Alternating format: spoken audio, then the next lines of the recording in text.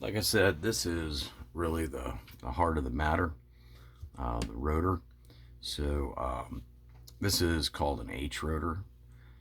Now, as far as I know, the very early kitchen clocks used a B rotor. I'm going to do a separate video on that.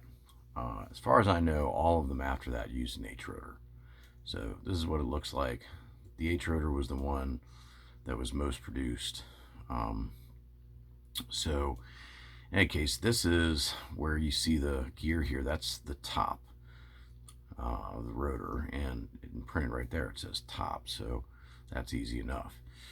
What's inside of here is a bunch of little gears and passageways, and so what Telechron did was they put this together and they sealed it. And this thing is sealed. It's not like you can unscrew it and get to all the parts inside of there. And they put oil inside of it. So the reason why these clocks stop working is that oil gets old, it gets gunky, it gets hard, and then it jams up the gears in there, prevents it from turning. So what we got to do to get our clock working again is we got to get the old oil out of there and some new oil in there. Now there's a bunch of different ways to do this. So I know of at least 3 different ways to do this, and it's up to you how you want to go about it. I drill, which means that I drill a hole in the outer case of the rotor and then inject cleaner and then inject new oil and then cover the hole back up. So there are other ways to do it without drilling a hole, and there's plenty of videos on YouTube. You can check that out if you want to go that direction. But I'm going to show you what I do, and we don't want to just drill into this thing anywhere. There are certain places you drill, you're going to hit something and damage it, and the rotor won't work.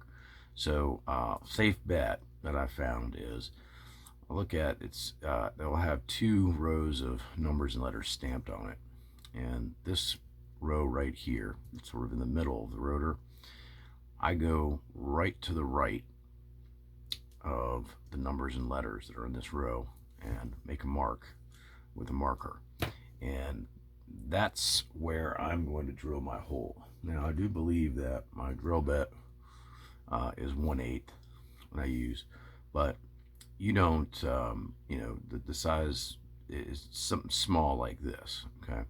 Needs to be big enough so that you could fit, say, a hypodermic needle in there, which is what I use to inject cleaner and also the new oil.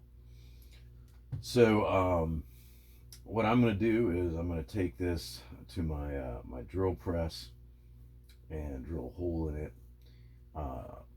You don't need a drill press to do this. You can just use a hand drill. I have a drill press, so that's just more convenient. There is a danger that when drilling this hole, that some of the metal shards are going to fall down into the rotor and cause it not to work. That's one of the disadvantages of drilling. So when I drill, what I do is I just drill very slowly, and I keep blowing the metal shards away. Some guys will put lithium grease on the drill bit so that the metal shards stick to the lithium grease instead of going inside the rotor. But I prefer drilling for this reason. By drilling it, I can ensure that I get all the old gunk inside of there out. Yeah, I feel confident about that, and that there's nothing inside there except for the new oil that I put in.